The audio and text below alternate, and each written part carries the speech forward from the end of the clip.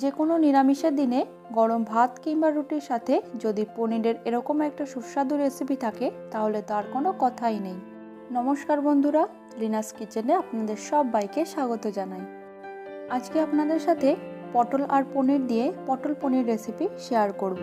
খুব সহজ পদ্ধতিতে আর একদম ঘরোয়া কিছু উপকরণ দিয়েই আপনাদের এই রেসিপিটা করে দেখাবো। চলুন দেখে নেওয়া যাক আমাদের আজকের রেসিপিটি। আমাদের আজকের রেসিপি হলো পটল পনির। তো পটল পনির বানানোর জন্য এখানে 5টা পটল এইভাবে কেটে নিয়েছি। এবার পটলে নুন আর হলুদ মাখিয়ে কিছুক্ষণ রেখে দেব।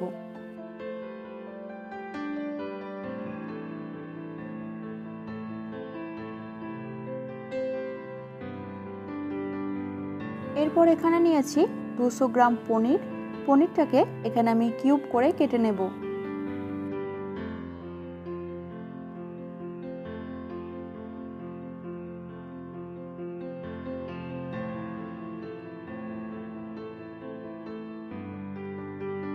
পটল পনির বানাতে আমি এখানে পটল পনিরের সাথে আলুও দেব। এখানে আমি 4টে মিডিয়াম সাইজের আলু এই সাইজের করে কেটে নিয়েছি। এরপর পটল পনিরটা বানিয়ে নেওয়ার জন্য কড়াই দিয়ে দিচ্ছি সর্ষের তেল। তেল গরম হয়ে এলে প্রথমে এখানে আমি পনিরটাকে ভেজে নেব। পনির তেলে খুব বেশি ভাজার একেবারেই দরকার নেই, খুব বেশি ভাজলে কিন্তু পনিরগুলো শক্ত হয়ে যাবে। হালকা ব্রাউন করে পনিরগুলোকে এখানে ভেজে নেব। হালকা ব্রাউন করে পনির ভেজে তুলে নিচ্ছি। পনির ভেজে তুলে নিয়ে এরপর ওই তেলে কেটে রাখা আলুগুলোকেও একটু ভেজে নেব। আলু ভাজার সময় অবশ্যই এতে একটু নুন আর হলুদ দিয়ে ভেজে নেবেন। কিছুক্ষণ সময় নিয়ে আলুগুলোকে লাল লাল করে এখানে ভেজে নেব। আলুটা যতক্ষণ এখানে ভাজা হচ্ছে ততক্ষণে আমি এখানে একটা মশলার ঘোল বানিয়ে নেব। একটা বাটিতে নিয়ে নিচ্ছি হাফ চা চামচ হলুদ গুঁড়ো, 1 চা চামচ কাশ্মীরি লঙ্কা গুঁড়ো, হাফ চা চামচ জিরে গুঁড়ো আর 1 চা চামচ ধনে গুঁড়ো। ব্যাস, আর কিছু মশলা এখানে লাগছে না। এবার অল্প জল দিয়ে মশলাগুলোকে ভালো করে মিশিয়ে রেখে দেব।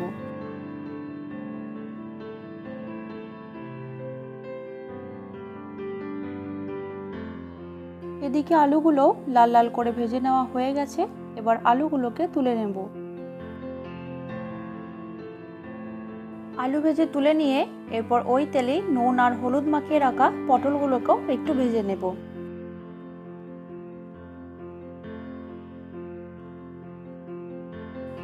পটল ভেজে তুলে নিচ্ছি। পটল ভেজে তুলে নিয়ে এরপর ওই তেলেই ফোড়ন হিসেবে দিয়ে দিচ্ছি 3টে এলাচ, 3টে লবঙ্গ, 2টো ছোট স্টিক দারচিনি, 1টা তেজপাতা, হাফ চা চামচ গোটা জিরে আর 1টা শুকনো লঙ্কা। তেলে ফোড়নটা একটু নেড়ে নিয়ে এবার এর মধ্যে দিয়ে দিচ্ছি আদা আর কাঁচা লঙ্কার পেস্টটা দিয়ে খুব ভালো করে এখানে কষিয়ে নিতে হবে যতক্ষণ না আদার কাঁচা গন্ধটা এর থেকে চলে যায়। আদা বাটা দিয়ে কষতে কষতেই আমি এর মধ্যে দিয়ে দিচ্ছি একটা টমেটো, সাথে দিয়ে দিচ্ছি অল্প একটু নুন দিয়ে এবার 1 থেকে 2 মিনিট মতন সময় নিয়ে ভালো করে কষিয়ে নেব।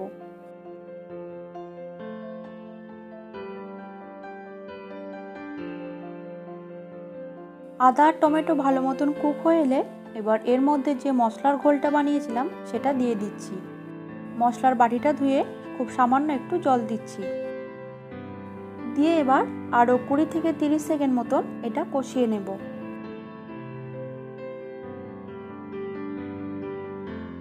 মশলা কষিয়ে নিয়ে এবার এর মধ্যে ভেজে রাখা আলুগুলোকে দিয়ে আলুগুলোকেও একটু মশলার সাথে ভালো করে নেড়ে চেড়ে নেব।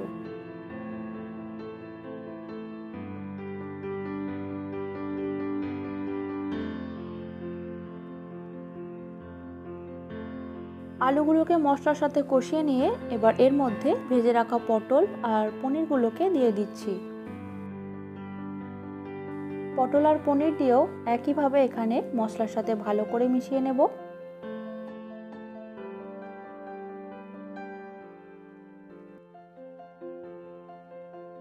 কষতে কষতেই এবার এর মধ্যে দিয়ে দিচ্ছি স্বাদ মতো নুন আর চিনি।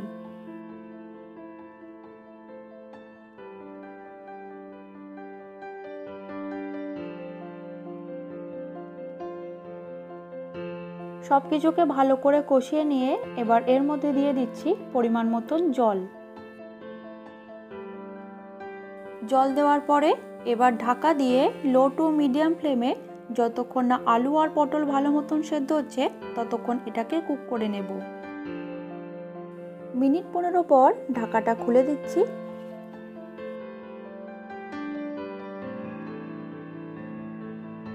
আলু আর পটল সব কিছু এখানে খুব ভালো মতন সেদ্ধ হয়ে গেছে। নুন মিষ্টির পরিমাণটা এখানে একবার অবশ্যই চেক করে নেবেন। রান্নাটাও আর প্রায় এখানে শেষের দিকেই হয়ে এসেছে। এবার সব শেষে আমি এর মধ্যে দিয়ে দিচ্ছি হাফ চা চামচ ঘি আর 1/4 চা চামচ গরম মশলা। ব্যাস আর কিছুই না। এবার সব কিছুকে ভালো করে একবার মিশিয়ে নিলেই পটল পনির এখানে একদম তৈরি, গরম ভাত, রুটি বা পরোটার সাথে পরিবেশনের জন্য। আজকের রেসিপিটি আপনাদের কেমন লাগলো আমাকে অবশ্যই কমেন্টে জানাবেন। এরকম রান্নার রেসিপি পেতে হলে আমার চ্যানেলটিকে অবশ্যই সাবস্ক্রাইব করে রাখবেন আর পাশে থাকা বেল আইকনটা ক্লিক করে অল করে রাখবেন। সবাই ভালো থাকবেন, সুস্থ থাকবেন। দেখা হচ্ছে আপনাদের সাথে আবার নেক্সট একটি রেসিপি নিয়ে।